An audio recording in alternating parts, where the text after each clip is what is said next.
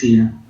Tapi kalau misalkan dry drowning dia tenggelam, tapi ketika air menyentuh laringnya tiba-tiba spasme, sehingga terjadi spasme laring. Kalau terjadi spasme laring, tentu nanti tidak bisa masuk udara. Akibatnya dia asfiksi kemudian meninggal. Tapi air nggak banyak masuk ke dalam paru-parunya, maka kita sebut dengan dry drowning. Sedangkan kalau immersion syndrome itu biasanya terjadi akibat refleks vagal. Refleks vagal ini teraktivasi ketika pasiennya itu tenggelam pada air yang sangat dingin. Jadi dia jatuh pada air yang dingin sekali, refleks vagalnya teraktivasi dan terjadilah immersion syndrome. Nah, nanti untuk kasus tenggelam, kadang kita bisa cek ya pemeriksaannya. Ada namanya pemeriksaannya itu disebut dengan low onset proof. Jadi pemeriksaan pada kasus tenggelam itu ada namanya low onset proof. Nah, low onset proof itu nanti biasanya kita bakal kerok ya. Kita kerok si permukaan paru-parunya tadi. Kemudian nanti bakal kita lihat hasil kerokannya itu di bawah mikroskop, cari apakah ada tumbuhan atau ganggang di situ. Nah, itu bisa nanti ditemukan pada kasus tenggelam. Nah, kemudian juga pakai tes diatom. Nah, tes diatom juga bisa digunakan. Nah, tes diatom ini nanti diatom itu adalah ganggang bersel satu, biasanya terdapat di laut, banyak terdapat di laut. Tapi diatom ternyata juga dapat ditemukan di sungai pada kedalaman tertentu. Nah, itu juga bisa ketemu diatom.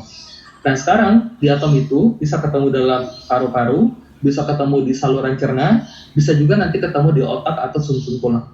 Tapi yang menandakan bahwa pasien kita ini tenggelam, meninggal akibat tenggelam, adalah kalau diatomnya itu ketemunya di hepar atau sumsum tulang atau di otak.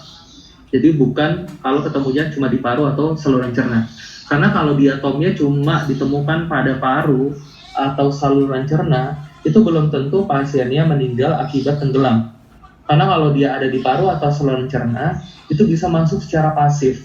Jadi mungkin dia sudah dibunuh dulu di darat, kemudian ditenggelamin ke laut atau sungai. Nah, itu nanti dia tuh bisa masuk secara pasif ke paru sama saluran cernanya. Nah, itu kan kita nggak pasti artinya. Yang pasti itu adalah kalau di hepar sama sumsum tulang.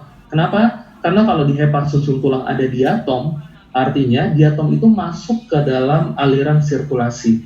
Artinya masih ada sirkulasi waktu pasiennya itu tenggelam. Artinya masih hidup ketika tenggelam. Jadi kita bisa menentukan, oke, berarti matinya akibat tenggelam. Karena ketika dia masuk ke air, dia masih hidup.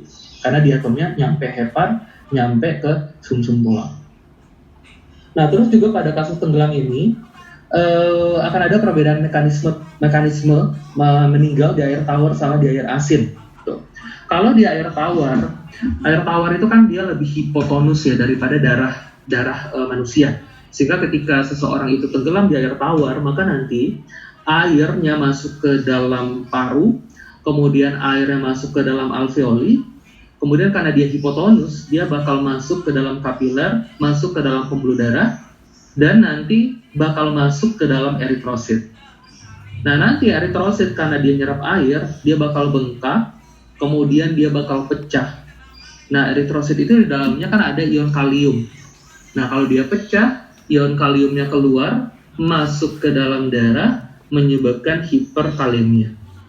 Nah, hiperkalemi itu efeknya kalau ke jantung, bikin aritmia jantung, yaitu ventricular fibrilasi. Sehingga nanti pasiennya bisa meninggal akibat aritmia, ventricular fibrilasi. Tapi kalau dia itu tenggelamnya di air asin itu lebih hiperosmolar. Kalau dia masuk ke dalam alveoli, kan dia justru menarik air dari kapiler untuk lebih masuk ke dalam alveoli.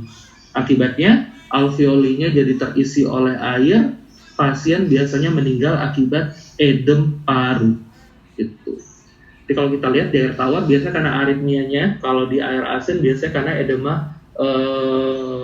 parunya. Gitu. Jadi di air tawar itu meninggal lebih cepat. Jadi kalau mau yang lebih cepat, biasanya tenggelamnya pilihlah di air tawar. Karena kalau di air laut atau air asin tuh lama, karena edema paru dulu. Nah, terus pemeriksaan yang lain untuk tenggelam bisa juga pakai Gettler dan Durlacher test. Bedanya apa? Kalau tes Gettler itu gunanya adalah untuk menilai kadar klorida. Kadar klorida antara jantung sebelah kiri dengan jantung sebelah kanan. Gitu. Karena kalau kita tenggelam, kalau ada orang tenggelam di air tawar, itu kan terjadi hemodilusi pada jantung sebelah kiri. Sehingga nanti kadar klorid di jantung kiri lebih rendah daripada jantung sebelah kanan. Nah, sedangkan kalau di air asin, karena dia itu hiperosmolar, justru nanti jadi lebih pekat, lebih banyak kadar klorida di jantung kiri dibandingkan dengan di jantung kanan. Terus ada lagi namanya Durlacher test. Tes Durlacher ini dia nggak bisa ngebedain antara tenggelam di air tawar atau di air laut. Dia cuma menentukan apakah pasiennya tenggelam atau tidak.